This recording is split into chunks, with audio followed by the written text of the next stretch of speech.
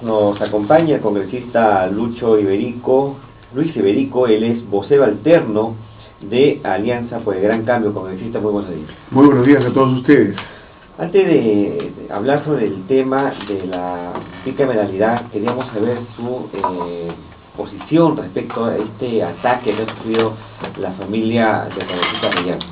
Bueno, en primer lugar, a nombre de mi bancada, expresar no solamente mi solidaridad con Renzo Reyardo y su familia, a quien anoche estuvimos acompañando en la Clínica Internacional y vimos la situación que atravesó, que es de veras dramático, sino expresar también que compartimos plenamente esta preocupación, este miedo, este temor y esta indignación que siente en general la población de Lima ante la creciente inseguridad ciudadana.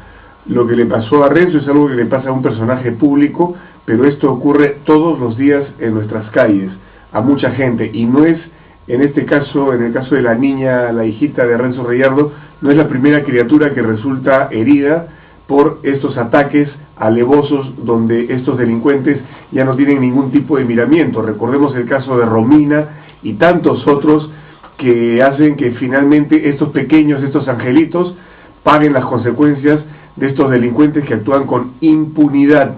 Y cuando hablo de impunidad por dos cosas. Primero, porque no hay la debida seguridad en las calles de Lima, y en segundo lugar, porque finalmente las penas y los castigos son letra muerta y el delincuente sigue operando en las calles sin que estén donde deberían estar, que es en una cárcel. Congresista, ¿a qué se atribuye este ataque? ¿Ha habido algún robo de la cartera de la esposa del congresista Reyardo, o se trató de robar la camioneta, o de repente había otra intención? Mire, yo no quiero darme las de Sherlock Holmes. Yo creo que las investigaciones las tiene que hacer la policía. El resto son especulaciones. Lo que se sabe es que era un grupo de delincuentes armados que operaban en dos vehículos, por lo tanto el objetivo no creo que fuera una cartera simplemente, entonces pudo ser un asalto, un secuestro, el robo de un vehículo, o pudo ser otro tipo de amenaza, otro tipo de ataque, no lo sabemos, pero creo yo que la prudencia aconseja en este momento no especular, dejar que avancen las investigaciones, pero eso sí, tenemos un nuevo gobierno, tenemos un nuevo ministro de Interior que tiene muchas ganas de hacer cosas, es hora de que esto se ponga a caminar. Y yo, algo que rescaté del mensaje de la Nación del presidente Ollanta Humala-Tasso, es algo que yo también venía señalando, la cabeza del Sistema Nacional de Seguridad Ciudadana, que en estos momentos es un tema de primerísima importancia, debe ser el propio presidente de la República, si es posible. Ollanta Humala ha dicho que él se va a poner a la cabeza del Consejo Nacional de Seguridad Ciudadana, y entonces de una vez por todas hay que modificar la ley del Sistema Nacional de Seguridad Ciudadana para permitir que el propio jefe de Estado, directamente o a través del presidente del Consejo de Ministros, un tema jurídico que hay que ver en su momento, pero que en la práctica el presidente de la República, como él mismo se ha comprometido, sea el que coge el timón de la seguridad ciudadana y tome medidas urgentes, además de empezar a generar las medidas de mediano y largo plazo que son necesarias para que esto no sea flor de un día, sino que a futuro tengamos un país y ciudades mucho más tranquilas de lo que tenemos hoy día. Ahora, perdón, para completar nada más el tema, permítame, congresista, ¿lograron robar algo? Según nos contó ayer Renzo, no robaron nada. Hubo la reacción del efectivo de seguridad que viajaba en el vehículo, y no sustrajeron ni carteras ni nada, entonces los delincuentes tuvieron que huir.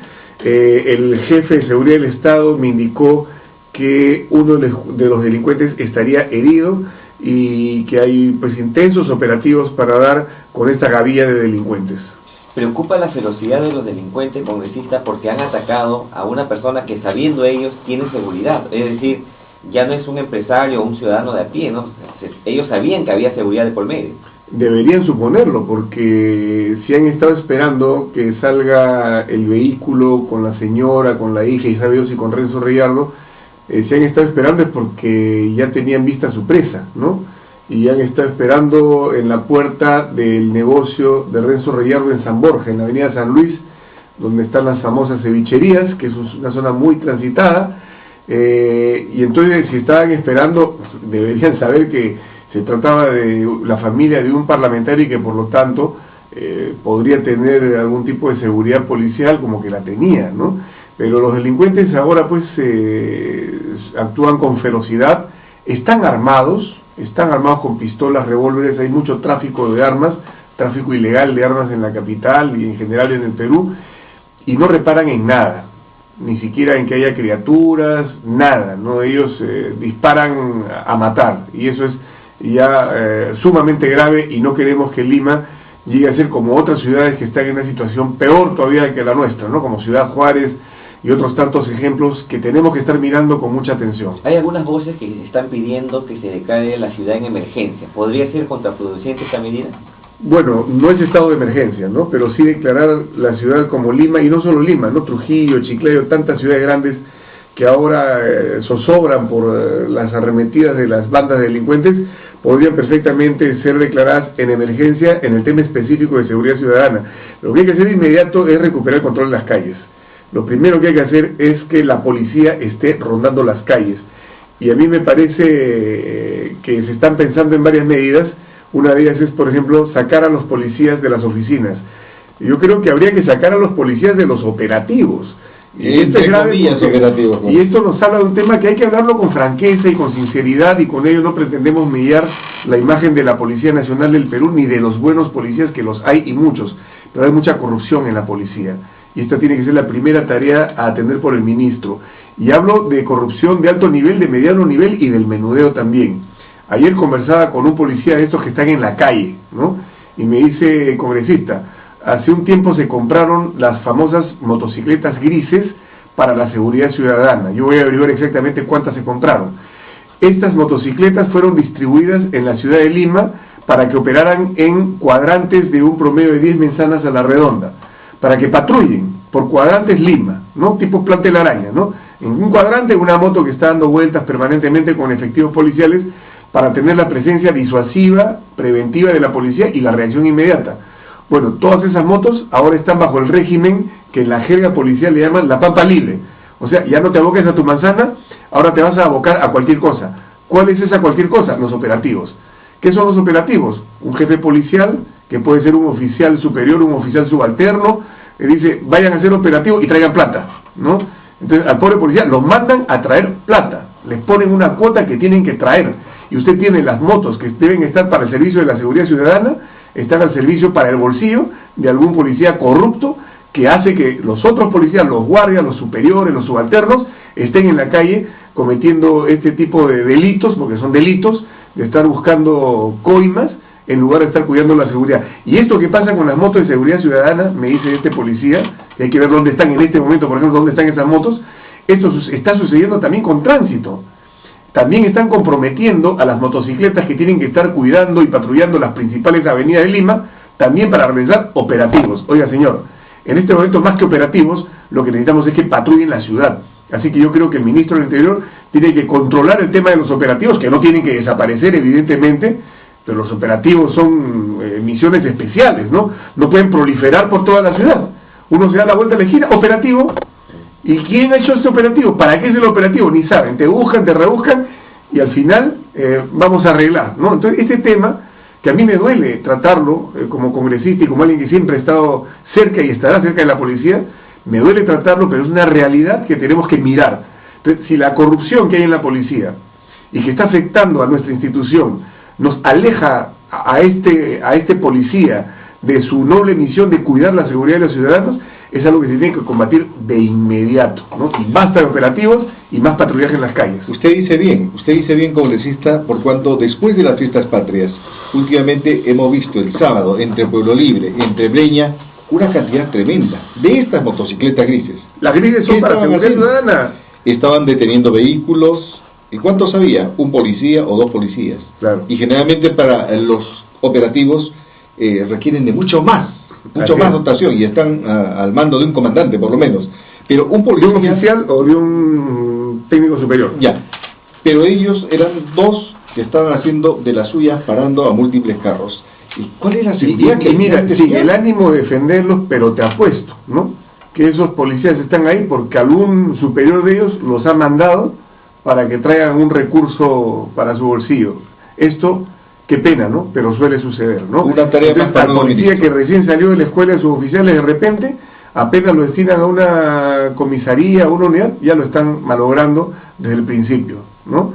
Yo sé que inclusive para ciertos puertos policiales, donde se pueden hacer este tipo de operativos, hay oficiales que llegan a pagar dinero, y mucho dinero, para poder llegar a ese puesto y después tiene que recuperar, entre comillas, ese dinero, ¿no? Para entonces, hacer de las suyas. Señor ministro, yo con todo cariño voy a pertenecer a la Comisión de Defensa Nacional y Orden Interno, y desde el Congreso quiero ayudarlo, quiero apoyarlo al nuevo ministro a combatir esta lacra que es la corrupción en la Policía Nacional del Perú, y que damos a nuestros policías dignamente, ¿no?, en las calles, honrando el uniforme para cuidar la ciudadanía. Y también felicito al ministro por algunas medidas que está anunciando, como terminar el régimen 1 por 1, porque es una vergüenza y es una pena que el policía tenga que estar cuidando chifas para poder obtener los recursos que el Estado no les da para su sacrificada misión de cuidar la seguridad a una costa de su propia vida. Muy bien, siempre en este mismo sentido. Hemos escuchado también a policías muchas veces que nos han dicho: detenemos al delincuente, lo ponemos a disposición de la Fiscalía Poder Judicial, pero pasan unos pocos meses y el delincuente va por nuestro delante sonriendo. ¿Qué pasa también ahí con el Poder Judicial? Ahí estamos entrando al tema de la administración de justicia, que es otra pieza clave en la seguridad ciudadana. Mire, la seguridad ciudadana no se va a arreglar con una o dos medidas. Hay medidas urgentes que hay que tomar, sí. Poner los policías en las calles es una de ellas. Pero la solución es muy compleja porque el problema es muy complejo. Entonces uno dice: oiga, pongan leyes más severas. Hay leyes severas, podemos hacerlas más severas, mucho más severas. Otros dicen: oiga, los jueces tienen que meter los jueces a la cárcel a todos, ¿no? Y en efecto así tendría que ser, porque de lo contrario el delincuente actúa con total impunidad, no le pasa nada. Y si no te pasa nada por robar, sigues robando, pues, ¿no es cierto? Si no te pasa nada, sigues en las calles haciendo de las tuyas. Pero ¿qué te puede decir el juez, por ejemplo? No te puede decir: señor, es que yo no los puedo mandar a la cárcel, porque las cárceles están saturadas, no tengo dónde meterlos. Entonces hay otro problema más: hay que construir cárceles. Bueno, ya lo anunció el presidente Humala, ¿no? Sí, pero que no le tenga miedo incluso a las cárceles privadas, porque por ahí he escuchado a voceros que dicen: no a las cárceles privadas. ¿Y qué pasa si el Estado no tiene plata para hacer cárceles? Porque ese es uno de los factores de la inseguridad. Como no había suficientes cárceles, y las cárceles se convierten al final en universidades del crimen, porque el que entró allí por robar una billetera sale listo para asaltar un banco con una ametralladora o para secuestrar a un niño, ¿no? Porque ahí se perfecciona y se malea más. Entonces, ¿qué dijeron? Bueno, vamos a despenalizar, ¿no? La despenalización ha sido un argumento utilizado para tapar esa falencia que es la inexistencia de cárceles adecuadas. Entonces ahora, por una pena menor de 4 años, nadie va a la cárcel. Y obviamente muchos de los robos del día a día que afectan a la gente tienen penas menores de 4 años. ¿Y qué te dicen? No, tiene que ser trabajo comunitario. ¿Alguien, por Dios, está viendo que hagan trabajo comunitario? Nadie, señores. Trabajo comunitario es salir a la calle, pero nuevamente a robar. No hay trabajo comunitario realmente, ¿no? Entonces sí se necesitan cárceles, y especialmente cárceles para primarios. Y de repente incluso pensar en regímenes semiabiertos para menores de edad que incurren en la delincuencia, en el pandillaje. Y digo semiabiertos porque no se les puede meter a la cárcel, son unos niños, y más bien hay que mejorarlos, hay que rescatarlos. Pero tiene que haber algún tipo de castigo, señores, algún tipo de control, de seguimiento, que no lo hay. Entonces mire qué complejo es el problema, ¿no? Usted le dice al juez: mándelos a la cárcel. ¿A qué cárcel? Te va a decir el juez. Si ya están por el techo los delincuentes, ya no entran en las cárceles. Construir más, definitivamente. Y sin miedo, que haga el Estado cárceles y que privaticen también, ¿no? Y que los delincuentes vayan a la cárcel y realicen trabajos, pues, para... Efectivamente, ¿no? Claro, no están de vacaciones. Sí. No, pues, se dedican a qué ahí, a perfeccionarse en el crimen, no, señor. Que vayan a trabajar. Congresista, cambiando de tema, ¿hay consenso en este Parlamento para que retorne la bicameralidad? Bueno, parece que hay más consenso que en el anterior. Yo creo que así como hay temas urgentes e inmediatos que tiene que tratar el Congreso, también tenemos que ir viendo los temas de mediano y largo plazo, y uno de ellos es cómo fortalecemos la institucionalidad. Yo siempre he sido bicameralista, desde que entré en 2000 por primera vez al Congreso, he considerado que hay que rescatar esa dualidad que fortalece el equilibrio de poderes. Para ilustrar a nuestros oyentes, congresistas, ¿por qué es importante que exista una Cámara de Diputados y de Senadores como habían?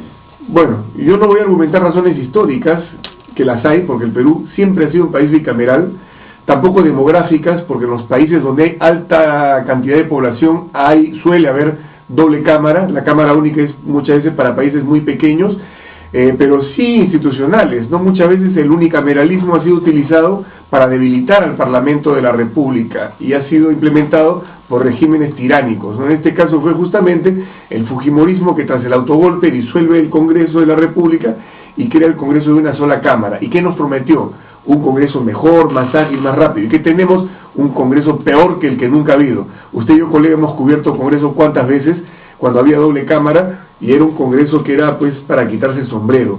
Nos hemos quedado con una sola cámara que es el paralelo a la Cámara de Diputados. ¿Qué es tradicionalmente una Cámara de Diputados? Es la llamada Cámara Joven, la Cámara de los debates encendidos, de los pleitos que a veces terminan en puñetazos, es la Cámara de la fiscalización, ¿no? Y junto a esa Cámara, en un régimen bicameral, hay un Senado de la República, que es la Cámara de la ponderación, de la reflexión, del análisis más calmado de las cosas, ¿no? Que le da otra jerarquía al Parlamento. Cada Cámara tiene su razón de ser y cada Cámara tiene también su representación y determinadas funciones especiales, pero lo importante es que dentro del Congreso hay un doble filtro. Ahora que se ha inventado que una ley se tiene que votar 2 veces, qué gracioso, si es el mismo Congreso, ¿qué le hace? Darte un poquito más de tiempo, ¿no? Pero a veces se elimina también eso de la votación. No, ahora hay atajos por todos lados, ¿no? Se exonera hasta de comisiones los proyectos de ley, ¿no? Ya ni la comisión lo ve y pasa de frente al pleno y pacatán, se le exonera de doble votación y ya está la ley. ¿Qué tenemos? Un Congreso que dispara leyes como ametralladora, leyes inútiles, leyes tontas, leyes que son un saludo a la bandera, leyes demagógicas y leyes que nunca se ejecutan. ¿Y las comisiones? ¿Cuál es la función de las comisiones cuando se supone que ellas debían hacer supuestamente el de la Cámara Joven, ¿no? Es decir, analizar la ley y prepararla para el debate en el Pleno. Bueno, para mí la comisión debería ser una de las principales instancias del Congreso, ¿no? O la principal, porque la comisión es una instancia pequeña y especializada que ve determinadas materias, ¿no? Por ejemplo, para que lo entienda el público, si hay una comisión de agricultura, va a ver todos los proyectos de ley que tienen que ver con la agricultura y va a fiscalizar el sector de agricultura. Y lo mismo con la de defensa, lo mismo con la de energía y minas, lo mismo salud, educación, etcétera. Entonces, ¿qué se supone? Que en cada comisión van congresistas o que ya tienen alguna especialidad en la materia o que se van a especializar, porque no todos son expertos, son representantes políticos, ¿no? Pero están ahí metidos en una temática que los hace especializarse o que por lo menos hace que se asesoren bien y trabajen ese tema. Es el primer peldaño que da un proyecto de ley y el análisis es más especializado, más sesudo, ¿no? Y ahí es donde hay una primera instancia de concertación, porque se tienen que poner de acuerdo todos los congresistas, o se vota por mayoría, donde también tiene que haber un esfuerzo de unificar criterios, ¿no? Entonces, y además están representados todos los partidos. Para mí que una ley aprobada en una comisión debería ir como por un tubo al pleno y ahí ser aprobado con algunos pequeños retoques, y nada más, porque el pleno finalmente, hay congresistas que ni siquiera han mirado el proyecto de ley, y a mí me ha pasado. Yo presidí 3 años en la Comisión de Defensa y era espectacular, ¿no?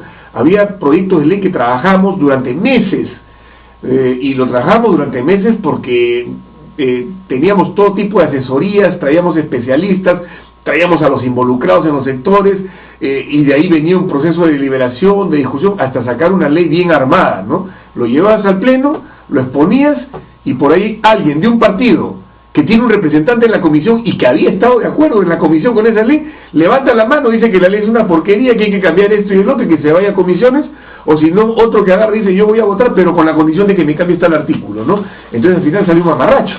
Entonces para mí los procesos parlamentarios deberían mejorarse sustancialmente, ¿no?